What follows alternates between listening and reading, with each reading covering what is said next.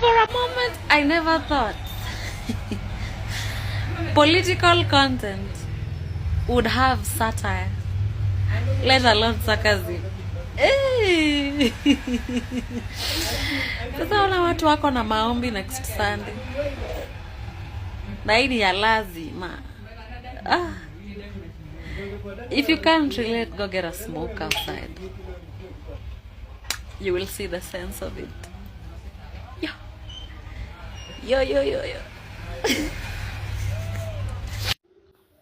Politicians, they are weak without religion.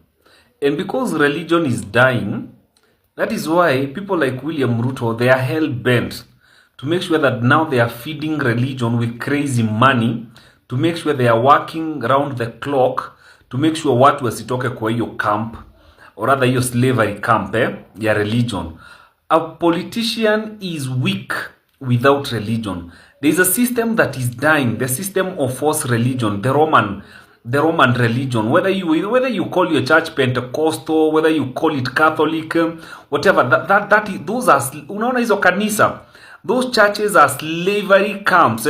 They are labor camps. Your oppression is there, and you love your oppressors and you love your slave masters when you're unajiita mapasta na mabishop. Alafu mimi jiuliza, kwani huyu Mungu wa religion anapenda pesa aje? Manze, alafu the people who are clapping and shouting there like mad people ndio wana complain that the economy is bad, kuna corruption mingi. You see wisdom of fools. So mimi nasema venye watu wame decide kwenda kuvisit huo Pastor Moi, anaitwa Pastor Mai, what the hell is his name? Wamesema wanaenda Sunday. Tupatane Sunday kwa Jesus Winner. Twende tuambie huo mkora haiendangi hivyo. Na you don't serve God. If you serve God, you would have said no to that money.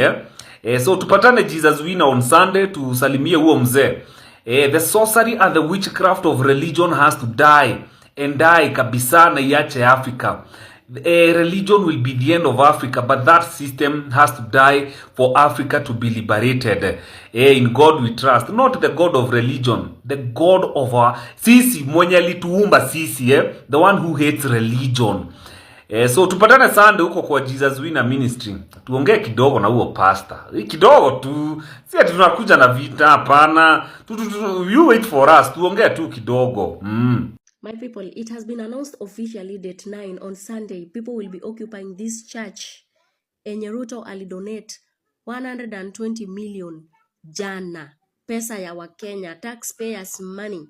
Are we together? Yeah, on Sunday, people will be occupying this particular premise. You can imagine the situation of people in Mandera. Awana maji, look at the water they are drinking.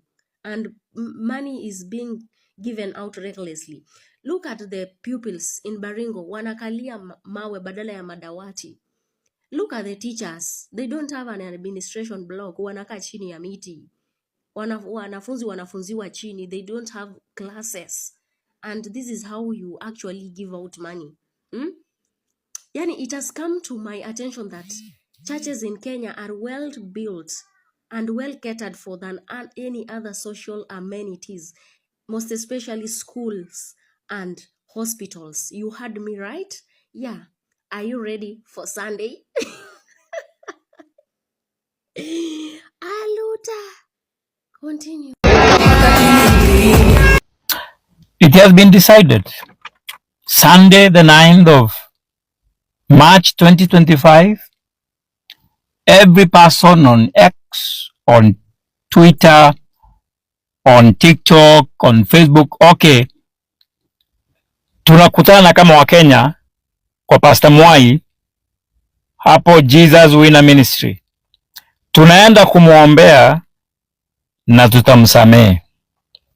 Lakini tukisha msamehe, yani tutamsamea baada ya okay, what am I trying to say? I'm trying to say on Sunday Wakenya wameamua wanaenda kumtembelea Pastor Moi, Bishop Moi. He has taken our 120 million Kenya shillings. Watoto wakiwa wanasomea nje, haifanyi. Watoto chini ya miti. Moi, tunakuja. Ile pesa inatakikana hapa, Your Excellency. 1.2 billion shillings. Mi sijaiona 1 billion mimi mwenyewe. Hiyo inataka mtu akona nguvu kama yako. Mimi nitashirikiana na nyinyi tujenge kanisa pale pamoja.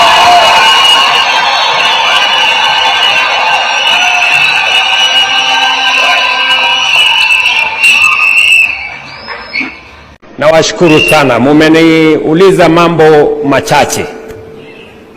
Mumenieleza ya kwamba ili kanisa likuwe vizuri pale nituwe na barabara. Na mnajua mimi naelewa mambo ya barabara sana.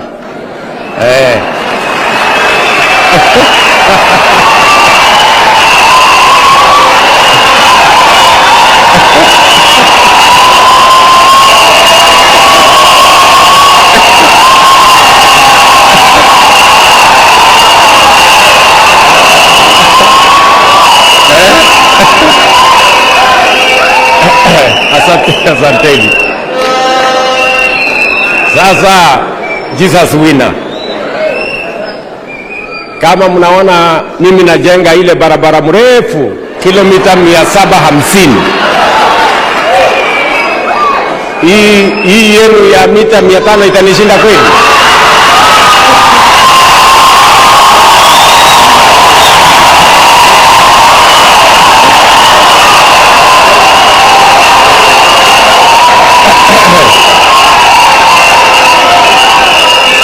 Bwana Yesu asifiwe. Basi hiyo barabara ya kwenda kanisani pale, askofu na waumini wa hapa Jesus winner, consider it done. That's the devil's church. Emerging details are indicating that this Pastor Moi and this Jesus winner ministries are sitting on government land, public land, owned by the Kenyan Defence Forces. But Ruto, through his proxies, who is that pastor, stole that land and gave it to the church. This same church is receiving $120 million, $1 million from our taxes by the president for building that church. And now you're coming to my comment section saying, oh, I'm getting between the work of God. There is no way people could be suffering in this country, yet opulence is being shown at your pulpit. You're graciously receiving that money when people are suffering, dying in hospitals, in queues, because the system of SHA is not working. And you're here saying, oh, don't come between the work of God and... What? Are you crazy or what? This has nothing to do with God. In fact, I think the devil you worship at that church, there is no way that money will do anything in that church. And if anything, you are going to occupy that church, and you must return public money to public coffers, and the public resources must be used for the right purposes. And even if you do not return that money right now, we will occupy that church. Even if it's 10 years from today, that money must return to the public. That land must be returned to the public. Whatever the case, it doesn't matter if you have connections to the president. He'll not be there forever. He'll not dictate everything that we do in this country. This is for entertainment purposes only. So it looks like a major ritual went down, family. And they tried to involve us as in thinking we wouldn't know what was going on, but we're too alert. You see these 17 bongos is it bongos that were brought from Florida? And they were talking about how they're endangered species. They were removed from here in the 1960s, and now they've been brought back, sijui what, and they've cut out a special part of, like, I think the Meru forest.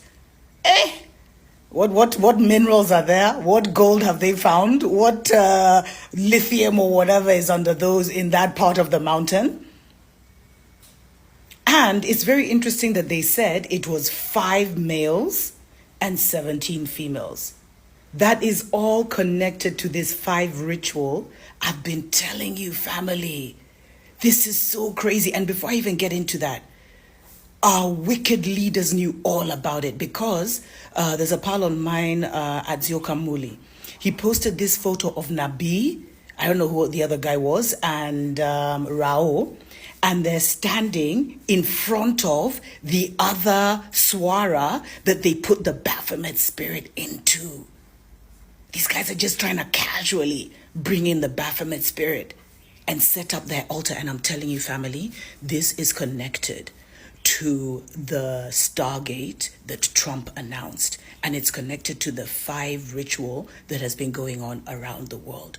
Remember, I told you when Notre Dame was opening, and notice it was a couple that was first to enter, Macron and Brigitte.